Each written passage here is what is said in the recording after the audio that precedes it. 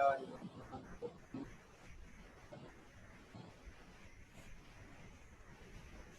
का हमारा topic water pollution को हम डिस्कस कर रहे थे कल।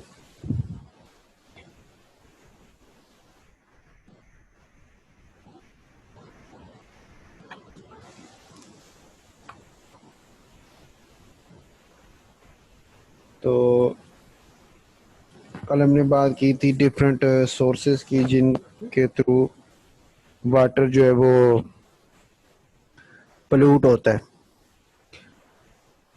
तो आज हम बात करेंगे कि वाटर की जो क्वालिटी है उसको चेक करने के कौन कौन से तरीके हैं, और नंबर 1 नंबर 2 पे वाटर को प्योरीफाई करना हो तो उसकी कैसे क्या तरीक़ाकार है, कैसे किया जाता है।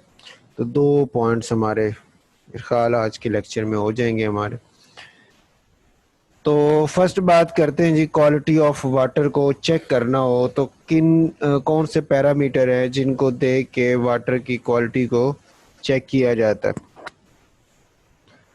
फर्स्ट आता है आपके पास डिजॉल्व्ड, तीन मुख्तलिफ हैं हमारे पास, ये 1 2 3 तीन हैं जो पैरामीटर जिनको हम नोट करते हैं और नोट करके उनके थ्रू हम वाटर की क्वालिटी को बताते।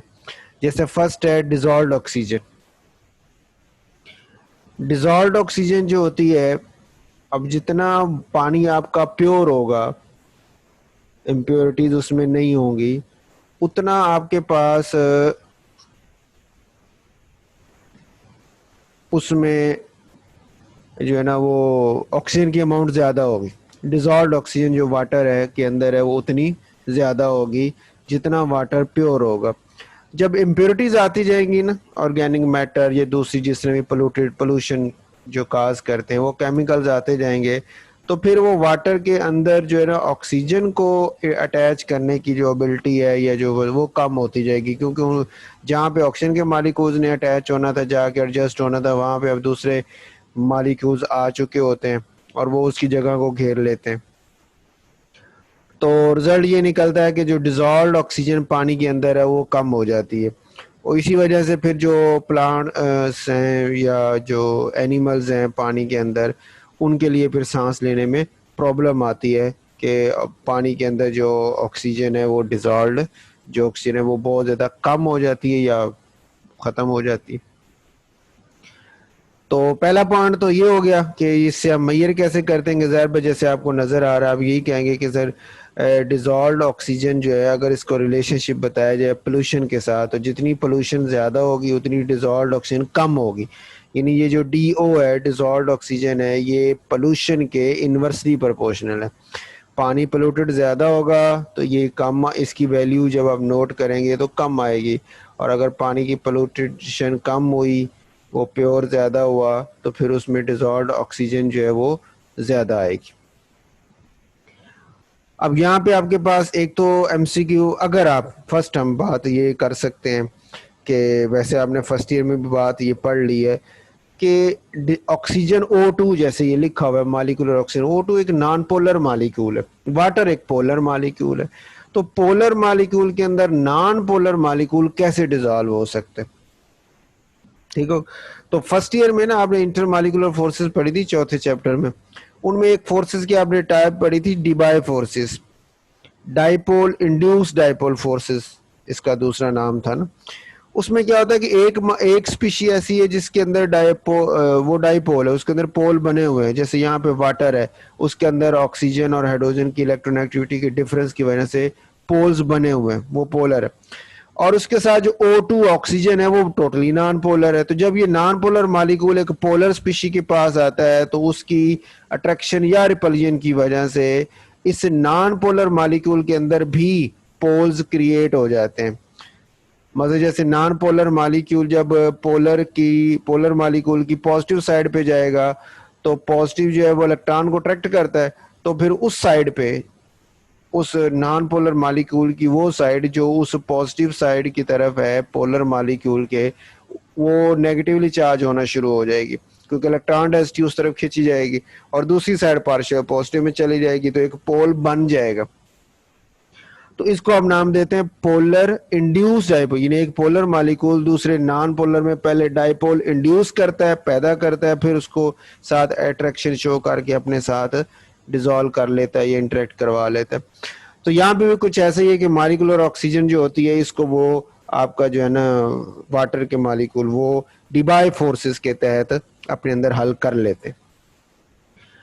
अच्छा, आगे इसकी जो नॉर्मल रेंज है वो है जी which from 4 to 8 ppm, ppm पर पार्ट्स पर मिलियन, कि 4 से 8 पार्ट्स पर मिलियन जो है ये इसकी नॉर्मल आपकी रेंज है ऑक्सीजन की ना। जो आपका आम वाटर जो पोल्यूटेड नहीं होगा, प्योर होगा, उसमें 4 से 8 ppm तक ऑक्सीजन, डिजॉल्व ऑक्सीजन हो सकती है। लेकिन जैसे जैसे ऑर्गेनिक मैटर या पोल्यूशन आएगी तो उसकी वो डिकम्पोजिशन होती है, उसकी यानी उस डिकम्पोजिशन में ऑक्सीजन वगैरह या ऑक्सीडेशन होती है, तो ऑक्सीजन वगैरह रिक्वायर होती है, तो वो फिर ऑक्सीजन पानी से ही खींच ली जाती है और पानी के अंदर डिजॉल्व ऑक्सीजन की अमाउंट जो है वो कम हो जाती है। तो अगर इसकी वैल्यू 4 ppm से कम हो जाए, एक तो ये एमसीक्यू हो गया कि 4 से 8 ppm है, और दूसरा एमसीक्यू ये लास्ट लाइन में कि अगर लेस देन 4 ppm हो तो इसका मतलब ये है कि वाटर जो है वो पोल्यूटेड है। एक हो गया जी, सेकंड है biochemical oxygen demand. Biochemical oxygen demand से मुराद ये है, अब पहले तो इसके मैं मतलब बता दूं फिर इसके प्रोसेस वगैरह डिस्कस करते हैं। मतलब इसका ये है कि जब ऑर्गेनिक मैटर पानी में जाएगा, वहाँ पे बैक्टीरिया वगैरह जो माइक्रो ऑर्गेनिजम्स वगैरह हैं वो उसको जब डिकम्पोज करेंगे, ऑक्सीडेशन उसकी करेंगे, तो उस ऑक्सीडेशन की वजह से ऑक्सीजन चाहिए होगी। क्लियर हो गया? पिछला जो DO था उसमें हम मेजर कर रहे थे डिजॉल्व्ड ऑक्सीजन जो फ्री फॉर्म में पानी में मौजूद है। वो जब कोई ऑर्गेनिक मैटर आता है तो वो ऑक्सीजन की अमाउंट कम हो जाती है, क्योंकि पानी जैसे नमक को पानी में हल करते जाएं तो एक लिमिट है ना, उसके बाद और नमक हल नहीं होगा। तो पानी और चीज़ को अब हल नहीं कर रहा, आप कोई भी और चीज़ उसमें डालेंगे वो हल नहीं होएगी, क्योंकि नमक ने हर जगह जितनी उसकी कैपेसिटी थी पानी की हल करने की वो सारी नमक ने पूरी कर दी। तो इसी तरह जब ऑर्गेनिक मैटर आ जाता है तो उसके आने की वजह से फिर डिजॉल्व ऑक्सीजन की अमाउंट कम हो जाती। तो अब यहाँ पे बायोकेमिकल ऑक्सीजन, इसमें तो हमने ये मेजर की कि पोल्यूटेड यानी पोल्यूटेड मटेरियल आया तो ऑक्सीजन की अमाउंट कम होगी, बस यहाँ पे डिजॉल्व ऑक्सीजन में। लेकिन जो बायोकेमिकल ऑक्सीजन डिमांड है इसके अंदर क्या होता है कि जो पोल्यूटेड वाटर आया जब उसकी डीकम्पोजिशन हुई और उस डीकम्पोजिशन के प्रोसेस में या उसकी ऑक्सीडेशन के प्रोसेस में जब माइक्रो ऑर्गेनिज्म वगैरह इन्वॉल्व होते हैं तो ऑक्सीजन इस्तेमाल होती है। क्लियर हो गई? अब हम ये नोट कर रहे हैं कि इस वक्त इस पानी के अंदर जो ऑर्गेनिक मैटर है उसको मुकम्मल ऑक्सीडाइज करने के लिए हमें कितनी ऑक्सीजन चाहिए। क्लियर हो गई? जितना ऑर्गेनिक मैटर है उसको ऑक्सीडाइज करने के लिए हमें कितनी ऑक्सीजन चाहिए। जितना वहाँ पोल्यूटेड ज़्यादा मटेरियल होगा, ऑर्गेनिक मैटर ज़्यादा होगा, उतनी उसकी ऑक्सीडेशन जब माइक्रो ऑर्गेनिजम्स करेंगे तो ज़्यादा ऑक्सीजन चाहिए होगी उसकी ऑक्सीडेशन के लिए। तो फिर BOD जो है बायोकेमिकल ऑक्सीजन डिमांड जो है इसकी वैल्यू ज़्यादा हो जाएगी। जो बायोकेमिकल ऑक्सीजन डिमांड है इसकी वैल्यू फिर ज़्यादा हो जाती है कि जी बायोकेमिकल प्रोसेस जो हो रहा है, जो माइक्रो ऑर्गेनिज्म कर रहे हैं उनको ऑक्सीजन और चाहिए, ऑक्सीजन की डिमांड बहुत ज़्यादा है जी। तो जितना वहाँ पोल्यूटेड मटेरियल होगा उतनी माइक्रो ऑर्गेनिज्म को ज़्यादा ऑक्सीजन चाहिए होगी उसके साथ उसकी ऑक्सीडेशन करवाने के लिए। इसलिए फिर हम कहते हैं कि बायोकेमिकल ऑक्सीजन डिमांड जो है वो पोल्यूशन के डायरेक्टली प्रोपोर्शनल है। जितना पोल्यूशन ज़्यादा होगा, पोल्यूटेड वाटर ज़्यादा होगा, उतनी बायोकेमिकल ऑक्सीजन डिमांड भी ज़्यादा होगी। एक तो ये एमसीक्यू हो गया, ये जो पिछला हमने एमसीक्यू उसमें किया था कि DO जो है ये पोल्यूशन के इनवर्सली है, लेकिन BOD जो है ये पोल्यूशन के डायरेक्टली है। जितने ज़्यादा होगी उतनी इसकी वैल्यू भी ज़्यादा आएगी। अब मेजर कैसे करते हैं? हम कहते हैं it is the capacity of organic matter in natural water to consume oxygen within a period of 5 days, यानी 5 दिनों का हम टाइम ले लेते हैं। उन 5 दिनों के अंदर अंदर वो कितनी ऑक्सीजन जो है ना वो आपका ऑर्गेनिक मैटर जो वहाँ मौजूद है उसको ऑक्सीडेशन के लिए कितनी ऑक्सीजन चाहिए होती है। तो जितनी ऑक्सीजन ज़्यादा चाहिए होगी उतनी वो पानी पोल्यूटेड होगा, कम ऑक्सीजन चाहिए होगी तो कम पोल्यूटेड होगा। ठीक है, एक तो ये पॉइंट हो गया जी। दूसरा point, oxidation reaction is catalysed by the micro organism, ये चौथी लाइन के शुरू में लिखा। यहाँ पे बीओडी के अंदर, बायो ऑक्सीजन डिमांड के अंदर जो हमें ऑक्सीडेशन का प्रोसेस हो रहा है उसको कौन कैटलाइज कर रहे हैं, माइक्रो ऑर्गेनिजम्स कर रहे हैं जो कैटलिस्ट के तौर पे एक्ट करते हैं। और उसको लेकिन इसी वजह, क्योंकि माइक्रो ऑर्गेनिज्म इन्वॉल्व है तो इस वजह से इसको बायोकेमिकल ऑक्सीजन डिमांड का नाम दिया जा रहा है।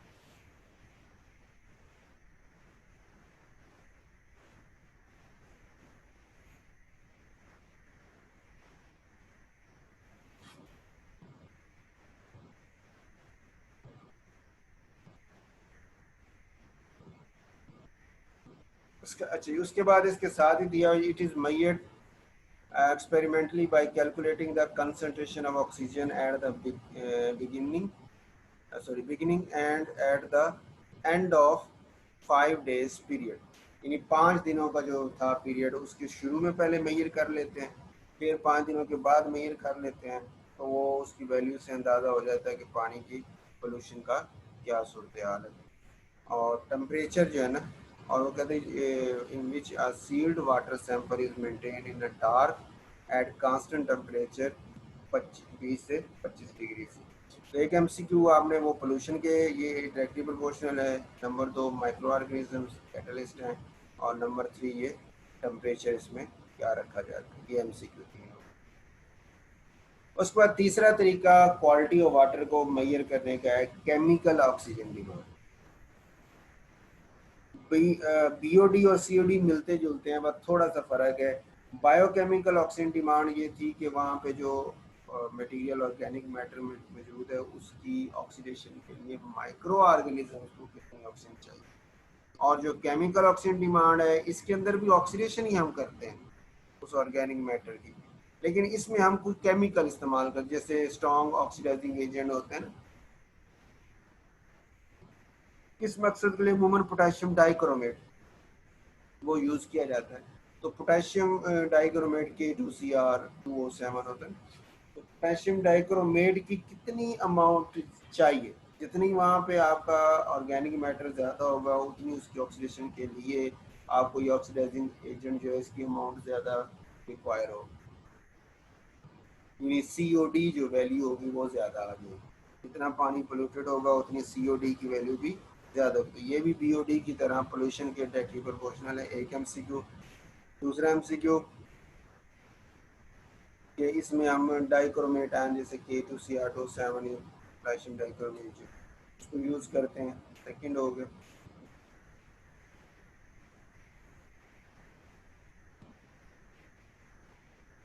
लास्ट लाइन में इसका MCQ दिया है, value of COD is a direct measure of chemically oxidizable matter in water. जितनी COD की वैल्यू ज़्यादा होगी इसका मतलब उतना वहाँ पे ऑर्गेनिक मैटर जो ऑक्सीडाइजेबल है वो ज़्यादा है। Higher values of COD will indicate more pollution. COD की ज़्यादा वैल्यू का मतलब ये कि वहाँ पे पोल्यूशन भी ज़्यादा है। तो ये आपके तीनों वेरी इंपॉर्टेंट शॉर्ट क्वेश्चन है। शॉर्ट क्वेश्चन के हवाले से तीनों अलग अलग 3 शॉर्ट क्वेश्चन बनते हैं और वेरी इंपॉर्टेंट और अच्छे शॉर्ट क्वेश्चन पेपर के पॉइंट ऑफ व्यू से। उसके बाद है जी प्योरिफिकेशन ऑफ वाटर। वाटर को प्योरीफाई करना, हमने इसके अंदर इम्प्योरिटीज वगैरह मौजूद हैं, अब उसको अलग करना चाहते हैं तो फिर क्या करें, उसका क्या तरीक़ेकार हो सकता है। तो इन पैराग्राफ, ये जो पहले 2 पैराग्राफ इसमें तो उसने ना वो नीचे जो प्रोसेस है उन्हीं को ज़रा समराइज करके ना एक समरी जैसे बंदा ना मुख्तसरन खुलासा बयान करता है कि वो प्रोसेस। यहाँ पे कोई MCQ वगैरह खास नहीं बनते, इसको छोड़ दें। इरेशन से स्टार्ट करते हैं कि जी यहाँ लॉन्ग क्वेश्चन है तो उसमें पहले हमने मेंशन करना है कि प्योरिफिकेशन ऑफ वाटर की करने के डिफरेंट मेथड्स हैं, उनमें से एक डिफरेंट स्टेप्स है। उनमें से पहला स्टेप जो है वो एरेशन का। एरेशन मतलब एयर से निकला हुआ, एरेशन के मतलब हम उस पानी में से हवा को पास कर, पहला स्टेप वाटर की प्योरिफिकेशन में क्या है कि पानी में से एयर को पास किया जाए। एयर को पास करने का फ़ायदा क्या होता है कि ये उसके अंदर जो गैसेस वगैरह मौजूद होती है ना, डिजॉल्व वगैरह, तो ये जो हाई प्रेशर के साथ गैस एयर आ रही होती है, तो वो जो डिजॉल्व गैसेस वगैरह होती है उनको भी आसानी से स्किप करवा देता है, निकाल देता है, पानी को उससे फ्री कर देता है। ये इसी तरह दूसरे कुछ ऑर्गेनिक कंपाउंड होते हैं जो बहुत ज़्यादा वोलाटाइल होते हैं, बड़ी जल्दी इवापोरेट, तो जो वोलाटाइल ऑर्गेनिक कंपाउंड्स हैं उनके लिए भी ये इसका एक्शन हो सकता है कि उनको भी बड़ी आसानी से सिस्टम से पानी में से निकाल दें। तो एरेशन का स्टेप में ये तो समझ आ गया आपको। एरेशन का मतलब हवा पास की जाती है पानी में से, जो रॉ वाटर है इसको हमें प्योरीफाई करने जाना है, उस पानी में से एयर पास की जाती है प्रेशर के साथ, और इस एयर के पास होने की वजह से उसके अंदर जो डिजॉल्व गैसेस वगैरह हैं या वोलेटाइल ऑर्गेनिक कंपाउंड्स हैं वो सारे एवापोरेट होके निकल जाते हैं।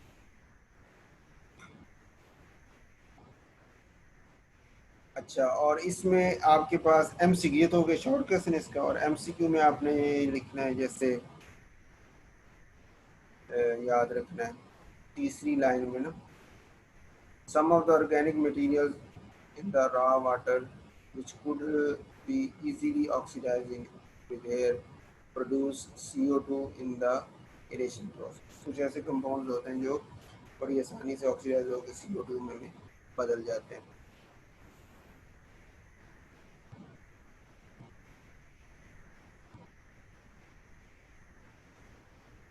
Aeration process, second last line, also oxidizes water soluble ferrous to ferric which then form insoluble ferric hydroxide and can be removed as solid। Aeration also improves the oxygen level of raw material। तो मतलब हमारे पास अगर ये अलग से ना short question भी हो सकते हैं, discuss the aeration in the quality of water. ठीक होगी। तो उसमें हमारे पास जो है ना वो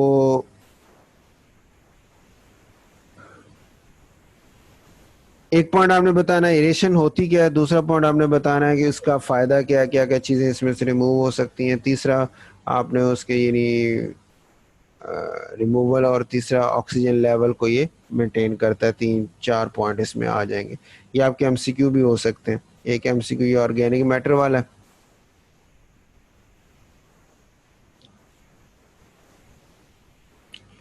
एक एमसीक्यू ये ऑर्गेनिक मैटर वाला है, एक एमसीक्यू आपका नंबर 2 पे ये आयरन वाला है, नंबर 3 पे ऑक्सीजन लेवल वाला। उसके बाद सेकेंड स्टेप है जी कोआगुलेशन। कोआगुलेट होता है ना, इकट्ठा करना, चीज़ों को इकट्ठा करना ना, कोआगुलेट। तो कोआगुलेशन का वो प्रोसेस है जिसमें वाटर के अंदर मौजूद जो इम्प्योरिटीज़ हैं वो कोआगुलेट हो जाती, इकट्ठी हो जाती। उसका हमें फ़ायदा ये होता है कि हम फिल्टर वगैरह करके आसानी से उसको अलग कर सकते जब इकट्ठा हो जाता है। इकट्ठा ना हो, डिस्पर्स हो, छोटा छोटा पार्टिकल पूरी बॉडी में फैले हुए हो, तो फिर उनको अलग करना थोड़ा मुश्किल होता है। लेकिन अगर वही पार्टिकल छोटे छोटे इकट्ठे होकर बड़े पार्टिकल बन जाए तो फिर बड़ी आसानी से हम उसको फिल्ट्रेशन करके अलग कर सकते। तो अब इस मकसद के लिए अब सॉलिड पार्टिकल तो पानी के अंदर मौजूद है जिसको मैं प्योरीफाई करना चाहता हूं, तो फिल्ट्रेशन तो एंड पे मुझे करनी पड़ेगी। लेकिन उससे पहले एक चीज़ हम जरूर और एक और करते हैं कि भी पानी जो है उसमें मौजूद है इम्प्योरिटीज, लेकिन हो सकता है वो इतनी बारीक हों, अलग अलग हों कि फिल्टर पेपर में से ही पास होती जाए। ठीक होगी।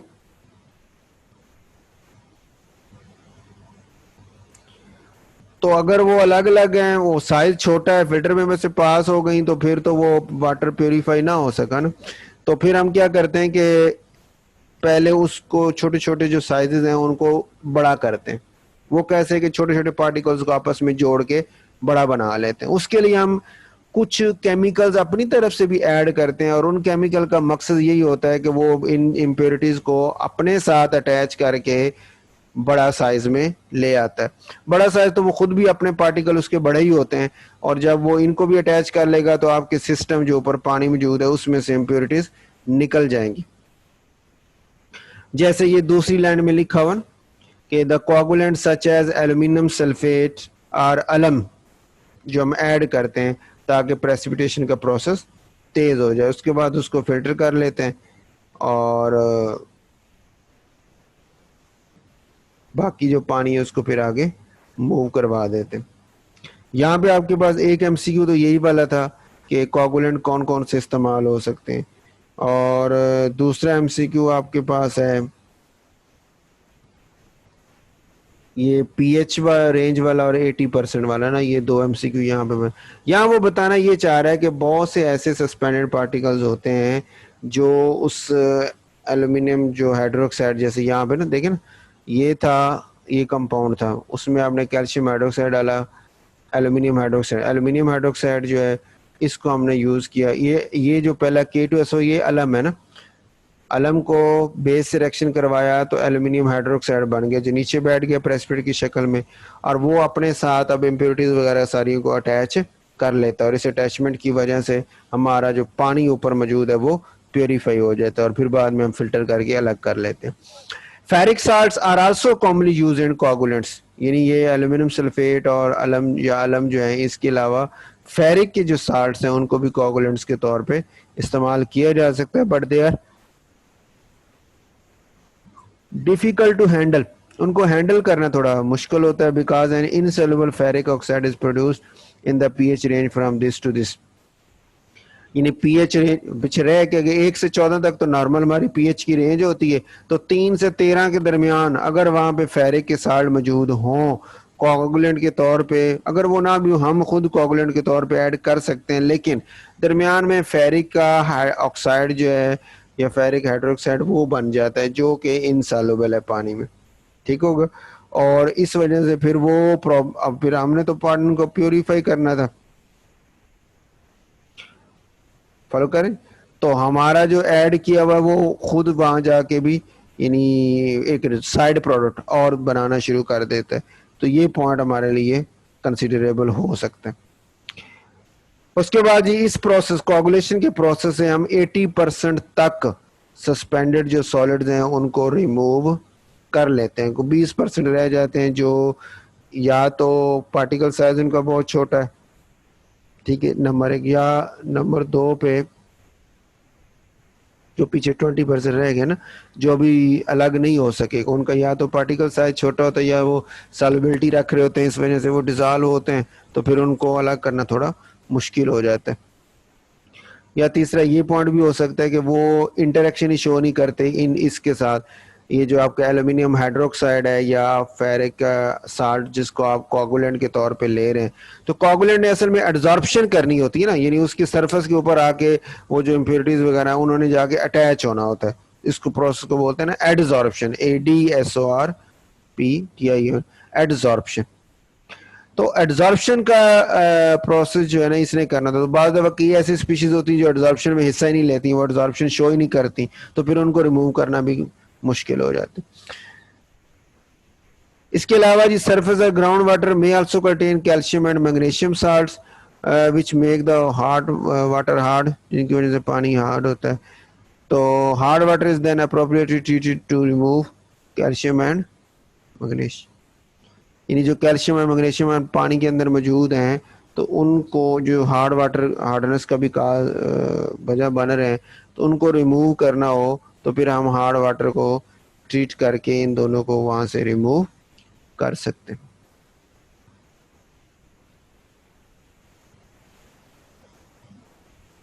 ओके हो गई।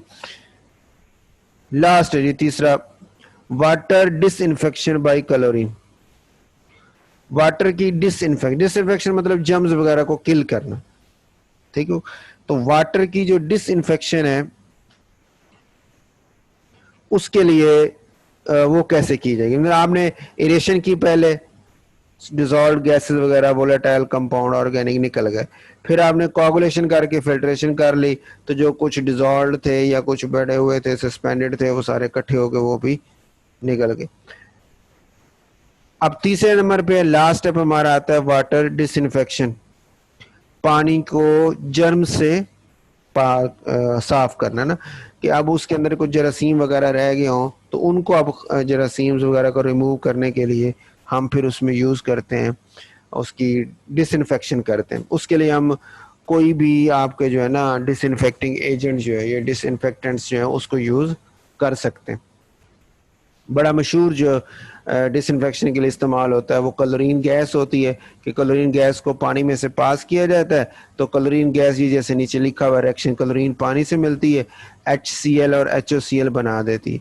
जो HOCl है वो इसी शक्ल में नहीं रहता, वो सनलाइट में डिकम्पोज हो जाता है, डिकम्पोज हो के वो HCl और एटॉमिक ऑक्सीजन बना देता है, HCl और एटॉमिक ऑक्सीजन बना देता है।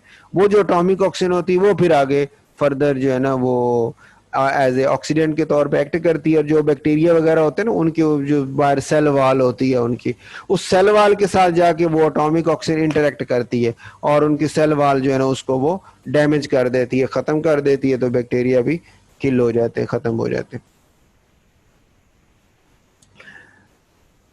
ये तो ओवरऑल प्रोसेस हो गया जी। इसमें हमारे पास जो एक दो MCQs हैं वो सुन लें जी। एक तो ये शॉर्ट क्वेश्चन आपका अच्छा शॉर्ट क्वेश्चन बनता है कि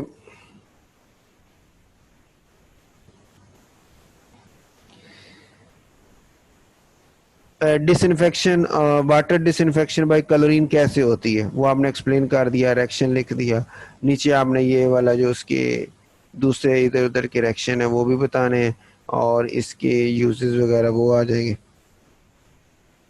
एक शॉर्ट क्वेश्चन बड़ा अच्छा बनता है कि why HOCl is not directly applied for chlorination, कि HOCl को डायरेक्ट हम अप्लाई क्यों नहीं करते, यानी आपने क्लोरीन लिया ना पानी से तो उसने HOCl बनाया, फिर HOCl ने टूट के HCl और एटॉमिक ऑक्सीजन प्रोड्यूस किया और वो एटॉमिक ऑक्सीजन आगे इस्तेमाल हो रही है इसके लिए क्लोरीनेशन और उसके डिसइंफेक्शन के तौर पे, यानी जर्म वगैरह को किल करने के काम कर रही है।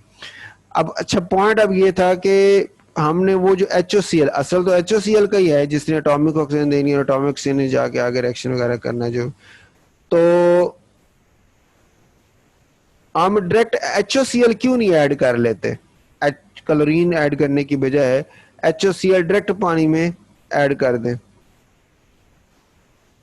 तो कहता है अगर आप कर दें, उसको कर भी दें, लेकिन उससे पहले आपको इसको स्टोर करना पड़ेगा किसी बोतल वगैरह में, ये पड़ा हुआ तो वहां से उठा के आप इसको ऐड करते हैं। अब होता ये कि जो HOCl है वो सनलाइट में, ये जो भी मैंने बात की थी ना, HOCl डीकम्पोज होता है HCl में और एटॉमिक ऑक्सीजन में, वो इसलिए किया कि जैसे इसके ऊपर सनलाइट पड़ती है, लाइट की एनर्जी पड़ती है, ये डीकम्पोज होके HCl और एटॉमिक ऑक्सीजन में चला जाता है और फिर एटॉमिक ऑक्सीजन अपना प्रोसेस शुरू कर देती है। ठीक है जी। दूसरा इसमें हमारे पास MCQ बनता है जी के the most commonly used disinfecting agent is hypochlorous acid. The neutral covalent compounds kills microorganism readily by passing through their cell membrane. This यानी ये माइक्रोऑर्गेनिज्म की सेल वाल जो है, सेल मेम्ब्रेन, उनके साथ इंटरेक्शन करने की वजह से ये अच्छा है आपका disinfecting agent. The hypochloric acid not stable, ये जो रीजन कि क्यों नहीं यूज करते, कि hypochloric acid is not stable thus it can not be stored, ये स्टेबल नहीं है, हीट मिली तो डिकम्पोज होकर HCl और O में चला जाता है। तो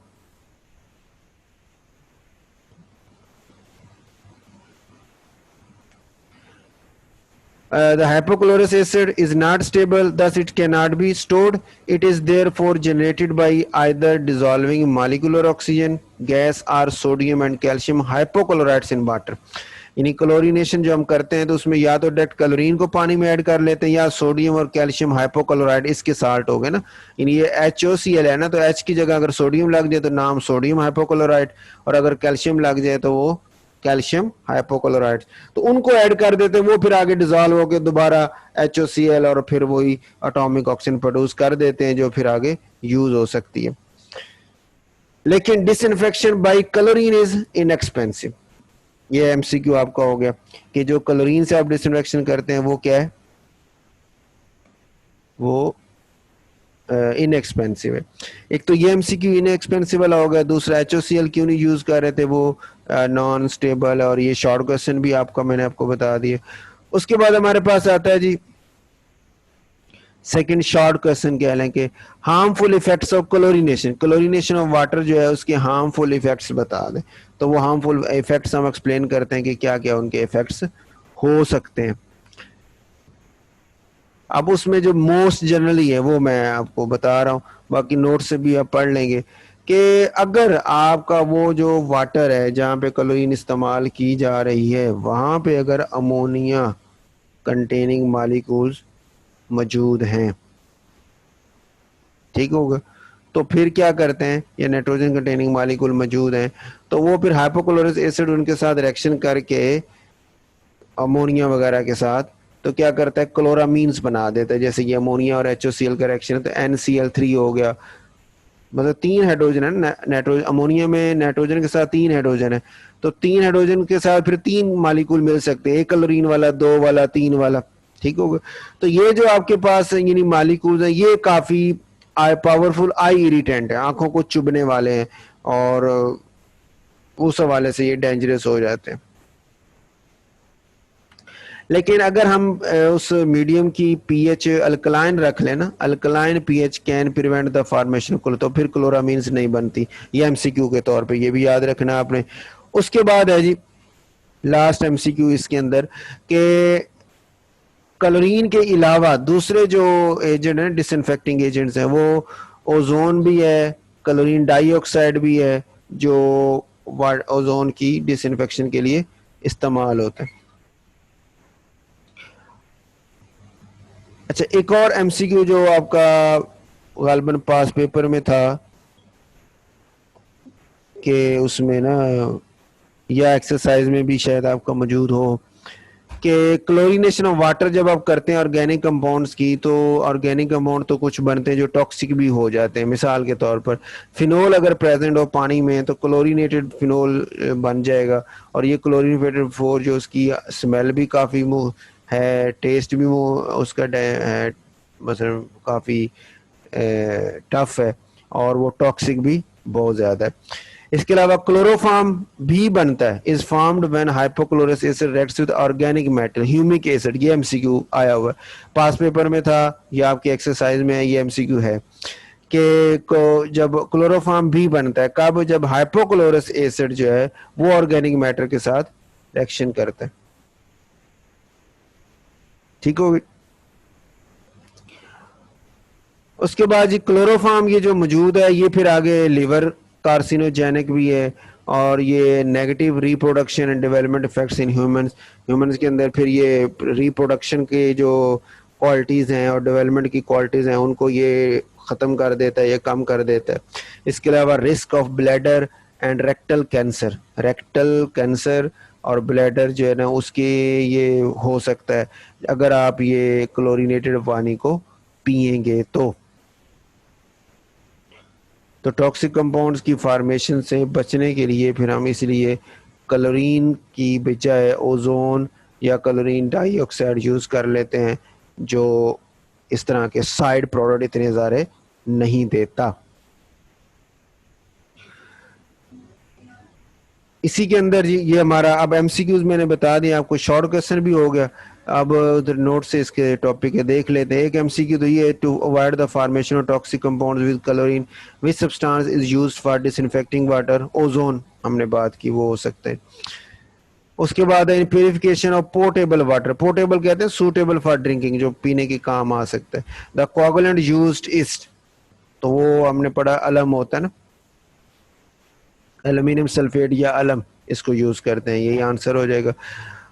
उसके अलावा ये एरेशन का, प्यूरिफिकेशन ऑफ वाटर में एरेशन का क्या रोल है, ये स्टेप्स की शक्ल में लिखा हुआ है, ये शॉर्ट क्वेश्चन हो सकता है। कोगुलेशन का शॉर्ट क्वेश्चन हो सकता है, क्लोरीनेशन का हो सकता है। इसी तरह ये शॉर्ट क्वेश्चन है, बाकी शॉर्ट बनाए जरूर है लेकिन ये इतने इंपॉर्टेंट नहीं है।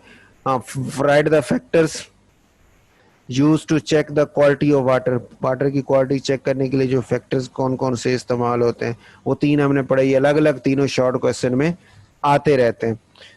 उसके बाद लॉन्ग क्वेश्चन इस चैप्टर में से आपको बताया था बनता होता है सोलह में, तो लॉन्ग क्वेश्चन है एक आपका, ये बड़ा अच्छा लॉन्ग क्वेश्चन बनता है एरेशन प्योरिफिकेशन ऑफ वाटर वाला। उसके फिर आप ये तीन जो स्टेप्स हैं एरेशन कोगुलेशन क्लोरीनेशन उसको उसी तरह डिटेल से एक्सप्लेन कर देते हैं, तो ये आपका लॉन्ग क्वेश्चन भी मुकम्मल हो गया।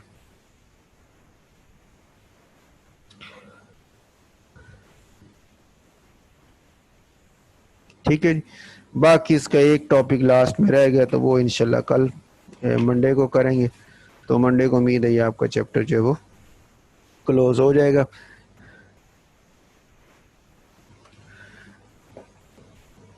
चलें जी, बस करते हैं।